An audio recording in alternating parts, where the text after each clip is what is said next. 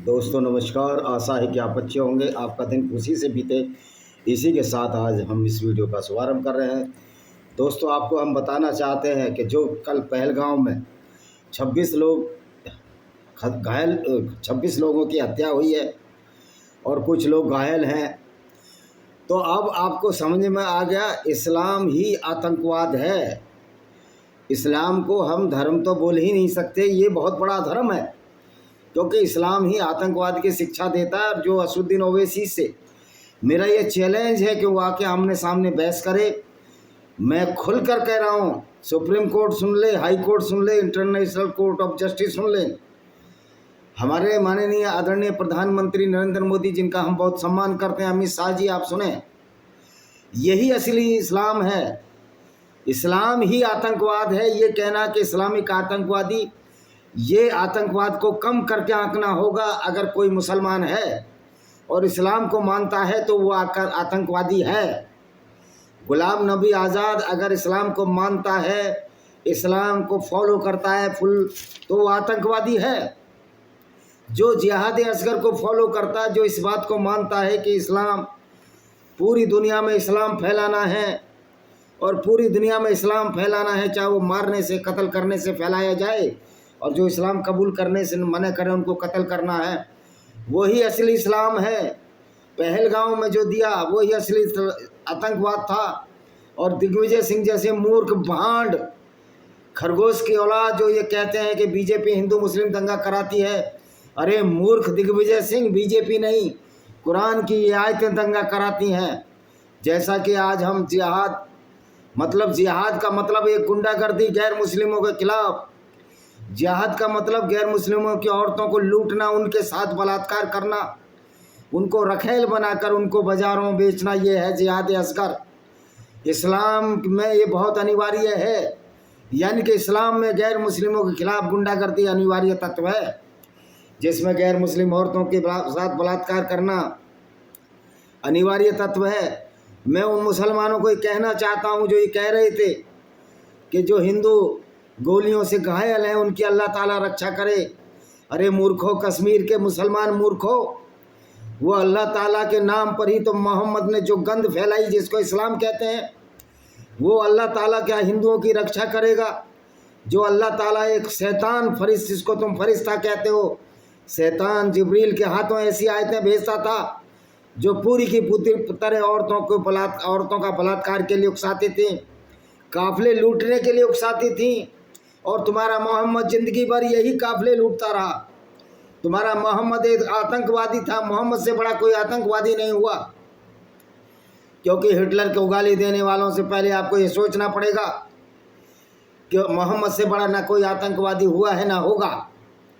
उसने मानवता की शान में गुस्ताखी की है, और मानवता की शान में गुस्ताखी की यही सजा, सर तन से जुदा, सर सन से जुदा। जो नफरत फैलाएगा काफिरों के नाम पर, उनके सर धड़ होंगे ज़मीन पर और सर होंगे आसमान पर। 72 हूरों को भेजने का ठिकाना है। काफिर इंटरनेशनल ऑर्गेनाइजेशन को मजबूत बनाना है। अगर आज भारत की सरकार आतंकवाद के खिलाफ ढंग से नहीं लड़ सकती, तो हम पूरी दुनिया के गैर मुसलमानों का फर्ज होता है हम जिहाद असगर के खिलाफ सशस्त्र युद्ध करें। और ये युद्ध गली और मोहल्लों से शुरू होगा। और इस्लामिक विचारधारा के लोग जो ये मानते हैं कि गैर मुस्लिम नजीस है, काफिर हैं, उनको सबको 72 हूरों के पास भेजा जाएगा। ये काम होना पड़ेगा, वरना इस्लाम पूरी दुनिया को लील जाएगा। तो आइए, पहलगांव के हमले वाले टट्टू हो, तुम उस इस्लाम की विचारधारा की नामर्द पैदाइश हो, गंदगी हो, जिसको कि इस्लाम के नाम से जानते हैं, तुम उस क्रिमिनोलॉजी की उपज हो जिसको तुम कुरान शरीफ कहते हो। मैं कहता हूँ कुरान से बदमाश कोई किताब ही नहीं। कुरान एक ऐसी किताब है जो दुनिया को गुंडागर्दी, हमारे मुस्लिम भाइयों को बर्बाद करती है, गुंडागर्दी करती है। पहलगांव के मुस्लिमों, आप जो कह रहे थे कि अल्लाह ताला उन पर रहम बरसाए, ये अल्लाह ताला ही तो कमीन है। यही तो ऐसा व्यक्ति है जिसको पैरों के नीचे होना चाहिए। हालांकि मैंने कितनी बार कहा है कि अल्लाह ताला नाम की कोई चीज़ नहीं है। ये मोहम्मद की विचारधारा थी, मोहम्मद का फलसफा था, जो उसने नकली अल्लाह पैदा किया। और जिब्रील फरिश्ते को जो कि यहूदियों का फरिश्ता है गैब्रियल, उसको जिब्रील बनाया और उसको गुंडागर्दी के लिए यूज किया, जिसको कि आज इस्लाम के नाम से जानते हैं। हाँ, इस्लाम एक गुंडागर्दी है मानवता के खिलाफ। और उन कायरों और मूर्खों को कहना चाहता हूँ जो धर्मनिरपेक्षता के नाम पर कहते हैं कि बीजेपी दंगा कराती है। अबे तुमने मूर्खों, तुमने कुरान को नहीं पढ़ा। दिग्विजय सिंह जैसा मूर्ख, अखिलेश यादव जैसा मूर्ख, चंद्रशेखर रावण जैसे मूर्खों ने न कुरान को पढ़ा है न कुरान को जाना है कि कुरान किस तरह गुंडागर्दी है। ये मोहम्मद साहब ने पढ़ा, और मैं मोहम्मद साहब गलती से कह गया, माफ़ करिए। मैं उसको कभी साहब नहीं कह सकता जो हत्यार और कातिल हो। वो तो नाजीस नजस आदमी है जिसने एक ऐसी विचारधारा को जन्म दिया जो गुंडागर्दी का पर्याय है, आतंकवाद का पर्याय है। मैं BR अम्बेडकर साहब कहना चाह रहा था, उनकी मैं सराहना करूंगा, उन्होंने साहब कह दिया।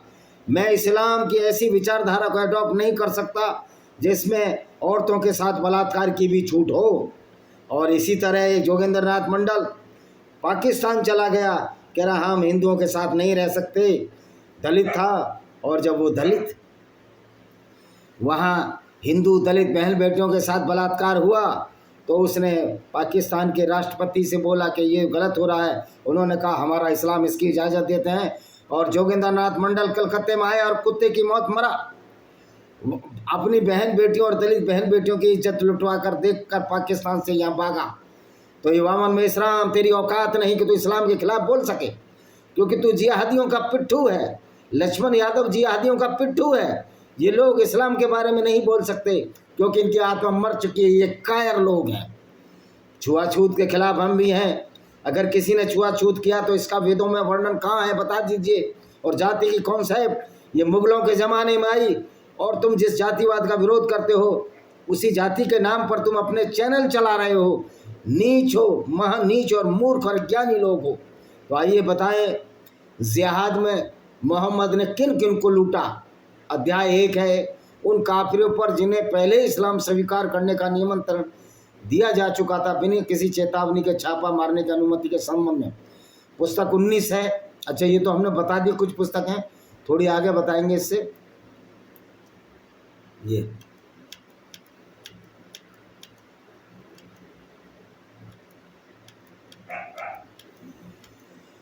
अबू मूसा से वर्णित है, पुस्तक संख्या 100 है। सही मुस्लिम की संख्या 4297 क्या कहती है? अबू मूसा से वर्णित है कि जब अल्लाह के रसूल सल्लल्लाहु अलैहि वसल्लम अपने साहबा में से किसी को कार्य पर भेजते थे, साहबा मतलब साथी, कि लोगों को शुभ सूचना दो, उनके मन में धर्म के प्रति घृणा न पैदा करो, उनके साथ नरमी बरतो, उन पर कठोरता न बरतो। तो किस पर कठोरता नहीं बरतते थे? जो मुसलमान बन जाते थे। और गैर मुस्लिमों को तो मोहम्मद कत्ल कर देता था, क्योंकि ये मोहम्मद की आयत है, ये कोई अल्लाह की आयत नहीं है। ये ना कोई गैब्रियल फरिश्ता, जिब्रील फरिश्ता का कोई अस्तित्व ही नहीं है। तो ये मोहम्मद की आयत थी जो कहता था जब रमज़ान के पवित्र महीने बीत जाएँ तो गैर मुस्लिमों को कत्ल करो, जहाँ चाहो घात लगा कर बैठो।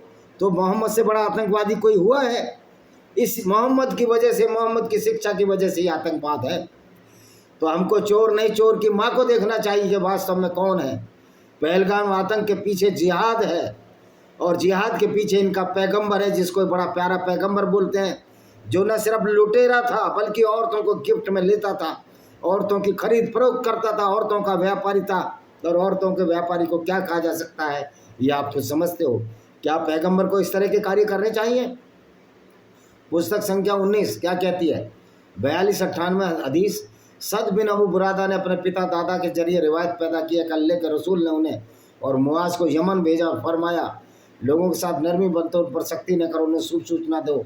शुभ सूचना का है कि इस्लाम की, अगर इस्लाम की शुभ सूचना नहीं देते, यानी इस्लाम अगर न माने, फिर उनको कत्ल कर दो। और एक देखो और हदीस है कि मोहम्मद पागल था। हम साबित करेंगे कि मोहम्मद एक पागल था।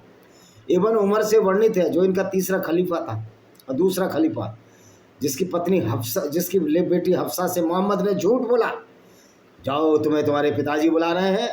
और ये मोहम्मद मारिया अल-किबतिया जो कि दासी थी, क्रिश्चियन औरत थी, उसके ऊपर ये बलात्कार करने लगा। जब हफ्सा लौट कर आई, उसने देखा ये तो मारिया अल-किबतिया के साथ इंटरकोर्स कर रहा है।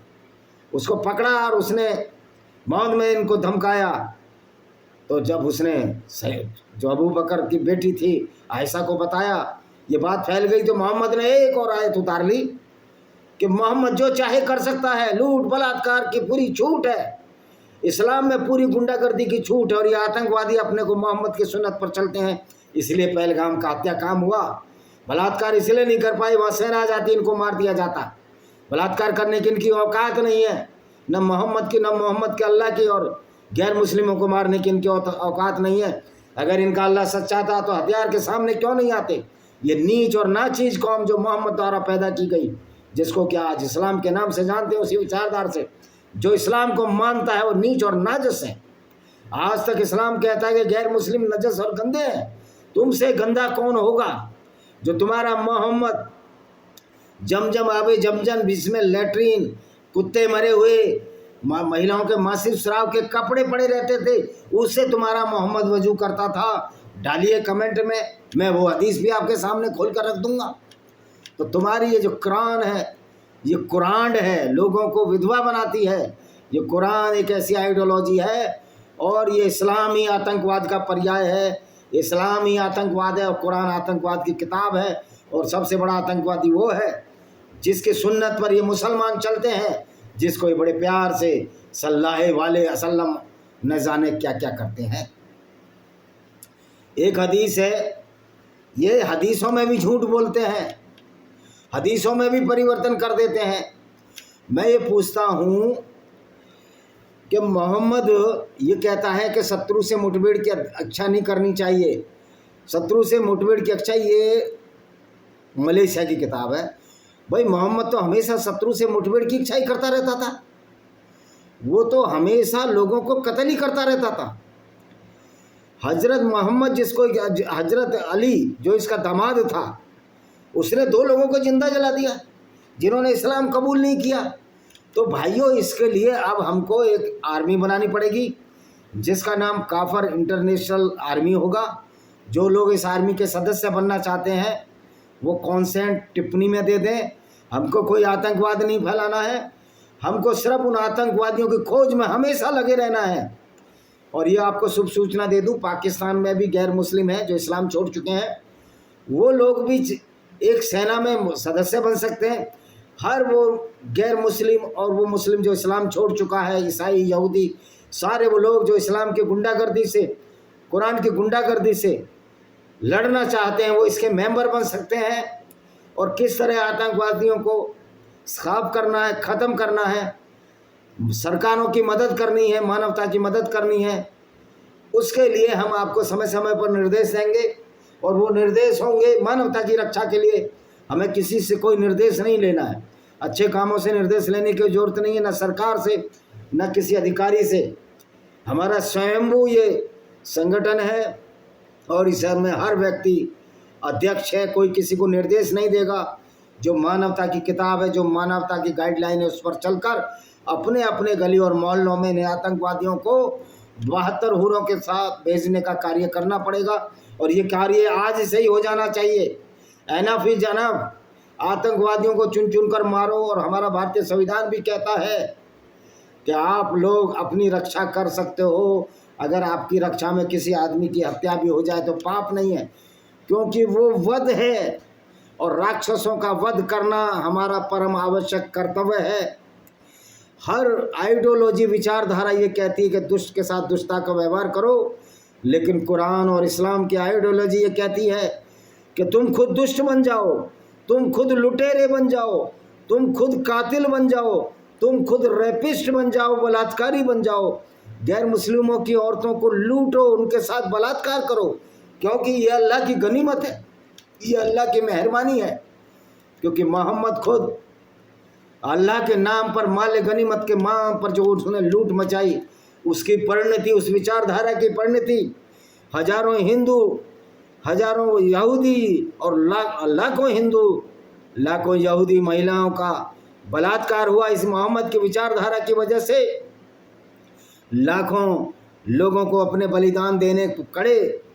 देखिए, रात्रि छापों में महिला और बच्चों की अनुमति, साहब बिन उत्थामा से जत्थामा से वर्णित है अल्लाह पैगंबर, उन पर शांति हो। मैं कह रहा हूँ उस पैगंबर का तो लाश चढ़नी चाहिए और उस पर शांति हो कि वो नीच ऐसा व्यक्ति था, नजस था, पोटी जितना व्यक्ति था। जब आप गैर मुस्लिमों को पोटी जितना गंदा नजस कह सकते हो तो मोहम्मद से तो कोई नीच व्यक्ति था ही नहीं, जिसने पूरी दुनिया में क़यामत ला दी, पूरी दुनिया में कत्लो आरम कहा। तो क्या था, जब रात के हमले के दौरान जो गैर मुस्लिमों की महिला और बच्चों के बारे में मोहम्मद से पूछा गया तो उन्होंने कहा हाँ उनको भी कत्ल कर दो, क्योंकि वो भी उन्हीं में से एक हैं, वो भी आगे चलकर मुशरिक बनेंगे, मूर्ति पूजक बनेंगे। मोहम्मद को क्या चुल है, कोई मूर्ति पूजे कोई ना पूजे, भाई तेरे को क्या बाबासीर थी, मोहम्मद को बाबासीर थी और मोहम्मद के मानने वालों को ये बाबासीर है। इनकी बाबासीर का अब खात्मा किया जाएगा। आइए काफिर इंटरनेशनल ऑर्गेनाइजेशन से जुड़िए, फिर काफिर इंटरनेशनल आर्मी के आप अपने आप सदस्य हो जाते हैं। और अमेरिका में तो हथियार हैं आपके पास, गैर मुस्लिमों के पास हथियार हैं, तो आप उन लोगों को जो आतंकवाद फैला रहे हैं, जो आतंकवाद की शिक्षा दे रहे हैं, जो शिकागो की मस्जिद में बैठा हुआ डॉक्टर यासिर अली वासदी जो इस्लामिक आतंकवाद की शिक्षा दे रहा है, आप उसको क्यों नहीं 72 हूरों के पास भेजते? यहाँ भी ये काम होगा, भारत में भी होगा। ये जो बरेलवी और देवबंदी स्कूल ऑफ थॉट्स हैं, ये सबसे बड़े आतंकवाद का केंद्र हैं। महमूद मदनी, अरशद मदनी, ये सबसे बड़े आतंकवादी हैं भारत के। असुद्दीन ओवैसी और गुलाम नबी आज़ाद भी आतंकवादी है। आज वो भले ही कह रहा है कि ये बहुत बड़ा हुआ, लेकिन गुलाम नबी आज़ाद, तुम्हारा इस्लाम नहीं तो ये कहता है, तुम्हारा पैगंबर तो कहता है ये बहुत अच्छा है, गैर मुस्लिमों को कत्ल अच्छा है, हमें पूरी दुनिया में इस्लाम फैलाना है। तो ये झूठ का आडम्बर पाखंडी और नेताओं, जितने भी मुसलमान नेता हैं जो ये कहते हैं कि इस्लाम शांति का मजहब है, झूठे पाखंडी धूर्त और मक्कार हैं, पेशेवर हत्यारे हैं, लुटेरे हैं, बेशरम हैं, गैरत नहीं बेगैरती लोग हैं, झूठ बोलते हैं, इनको शर्म नहीं आती। इसलिए शर्म नहीं आती, मोहम्मद ने भी कहा था झूठ बोलने की आज़ादी है। अगर आपको इस्लाम फैलाना है, इस इस्लामी गुंडागर्दी को अब हम फैलने नहीं देंगे। इसके लिए चाहे हमको हथियार उठाने पड़े, और इस काम को मैं स्वयं आगे बढ़कर करूँगा कि एनफ इज एनफ। और भारत के आर्मी को चाहिए, आप सोचते हो कि पाकिस्तान ये करा रहा है, भारत की आर्मी, अमित शाह और मोदी जी को मैं कहना चाहता हूँ थोड़े होश के नाखून चबाओ। ये पाकिस्तान नहीं करा रहा, ये इस्लाम करा रहा है, ये इस्लाम की गुंडागर्दी करा रही है, क्योंकि इस्लाम की विचारधारा एक पुल टू पुल गुंडागर्दी है। और इस गुंडागर्दी की वजह से आज पहलगाम में लोग मारे गए हैं। ज़्यादा तकरीर देने से कुछ नहीं होता, हमको इस एक्शन को लाना पड़ेगा। और हर ऐसे व्यक्ति को जो अपने आप को मुसलमान कहता है और जिहाद अस्कर यानी खून कतार और जिहाद में विश्वास रखता है गैर मुस्लिमों के, उसको 72 हूरों के पास भेजना होगा। और मैं यूट्यूब को भी कहना चाहता हूँ कि हमारी लड़ाई में हमारा साथ दो, स्ट्राइक मारोगे तो तुम्हारे साथ भी काफिर इंटरनेशनल ऑर्गेनाइजेशन वो काम करेगा, जिसके साथ उससे तुम्हारी याद रखेंगी। आप भारत के कानून को मानते हो, कानून से रहिए, हम भी कानून से ही लड़ाई लड़ेंगे। आतंकवादियों को मारने का हमारा फर्ज है और हम उनको ज़रूर मारेंगे। हम चाहे वो दिल्ली की गलियों में हो, दुनिया की किसी भी कोने की गलियों में हो, अब आतंकवादियों को मारने का वक्त आ गया है। कुरान जलाने से कुछ नहीं होने वाला, क्योंकि ये रक्तबीज, ये राक्षस उसी कुरान की विचारधारा पर चलते हैं। जब तक इन राक्षसों का समूल नाश नहीं किया जाएगा, इनके खानदानों को समाप्त नहीं किया जाएगा, कुरान की विचारधारा अपने आप समाप्त हो जाएगी। इनके अंदर भय पैदा करना है कि तुम्हारे मोहम्मद की विचारधारा जो गुंडागर्दी थी, जो राक्षसी प्रवृत्ति थी, जिसमें मोहम्मद और उसके साथी बलात्कार करते थे, ये अब चलने वाली नहीं है। क्योंकि शास्त्र पढ़ने से, किताबें पढ़ने से कभी कोई रक्षा नहीं होती। अगर शास्त्र पढ़ने से रक्षा हो जाती तो भारत के मंदिर, भारत के गुरुद्वारे, भारत के और दूसरे धार्मिक, नालंदा विश्वविद्यालय नहीं जलता और इस तरह के हजारों मंदिर ना तोड़े जाते। तो शास्त्रों के भरोसे रहने वाले लोगों, तुमको समझ लेना चाहिए कि वो इस्लाम शास्त्रों के भरोसे नहीं रहता। वो कुरान को पढ़ता है, फिर उसको भी अमल करता है। लेकिन हम सिर्फ किताबें पढ़ते हैं कि हमको अच्छा सलूक करना चाहिए, हमें दुष्ट के साथ दुष्टता का व्यवहार करना चाहिए। लेकिन क्या हमने अपनी इतनी औकात बनाई है कि इन राक्षसी प्रवृत्ति के दुष्टों को, जो इस्लाम की विचारधारा को पालन करते हैं, उनको 72 हूरों के पास भेजें? ये एक पुण्य कार्य ही होगा, क्योंकि मुसलमान मरने के बाद 72 हूरें लेता है और वहाँ वो पूरी ज़िंदगी वो एक गंदे और घिनौने गलीज कार्य करेगा जो मोहम्मद साहब ने अपनी ज़िंदगी में किए, यानी कि यहाँ भी गंदगी और वहाँ भी गंदगी। तो इस्लाम का मतलब है डबल बेड की गंदगी, गंदगी ही गंदगी, तलवार से सलवार, यही इस्लाम का फलसफा, पूरी की पूरी गुंडागर्दी, यही इस्लाम है। और ये मोहम्मद तो वो आदमी था जिसने हर लुटेरे और बदमाश के मक्का मदीना वालों को इकट्ठा किया, और इकट्ठा करने के बाद उसको उसमें लूट की, और लूट को इन्होंने वैध बताया। देखो ये क्या किताब कह रही है, लूट की। पुस्तक संख्या 19 सही मुस्लिम, पुस्तक 19 बुक 19 संख्या 43-27 क्या कहती है, सुनिए। अबू हुरैरा से रिवायत है कि अल्लाह के रसूल सल्लल्लाहु अलैहि वसल्लम ने फरमाया, मोहम्मद ने एक नबी ने जंग की, उसने अपने मरीदों से कहा जिसने औरत से शादी कर ली है वह अपने निकाह को पूरा करना चाहता है लेकिन अभी तक ऐसा नहीं किया है। दूसरे ने घर बना लिया लेकिन अभी तक उसकी छत नहीं डाली है। तीसरे ने बकरियां खरीद ली हैं और ऊँटनी को गर्भवती कर दिया और उनकी संतान का इंतजार कर रहा है, वह मेरे साथ नहीं आएगा। इसलिए वह आगे बढ़ा। असर की नमाज के समय, नमाज सुबह की कौन सी होती है, सबसे पहले फजर की, फिर असर की करीब दोपहर की नमाज समय उसके आसपास एक गांव के पास पहुंचा। उसने सूरज से कहा, सूरज मतलब सन, अब सूरज से कहा तू अल्लाह का आज्ञाकारी है। सूरज घंटा भी अल्लाह का आज्ञाकारी नहीं है। इतना बड़ा सूरज अल्लाह के फर्श के नीचे छिपता है, क्या मूर्खता है। और मैं, हे अल्लाह मेरे लिए थोड़ा रोक दे। वह उसके लिए जब तक रुका रहा जब तक अल्लाह ने उसे जीत नहीं दिया। सूरज छिपा ही नहीं। वाह भाई वाह, ऐसी चांद के दो टुकड़े करे मूर्खो। अब क्यों भागे भागे फिर रहे हो उन लोगों को मारकर? तुम्हारे तो अल्लाह के साथ है ना। ये असीम मनीर आतंकवादी है, ये सारे मुसलमानों का बेड़ा गर्क करके मानेंगे, और इस्लाम के नाम पर जो ये गुंडागर्दी कर रहे हैं उसका जवाब जरूर दिया जाएगा। काफिर इंटरनेशनल आर्मी देगी। और मैं थोड़ा इंग्लिश में भी बोल दूँ, my all brothers which are living throughout the world, whether they are non Muslims और whether they are the ex Muslims or whether they are every non-Muslim has a right to become a member of this United Nations Army, and it is our duty to eliminate all the Islamic Gunism or the hooliganism and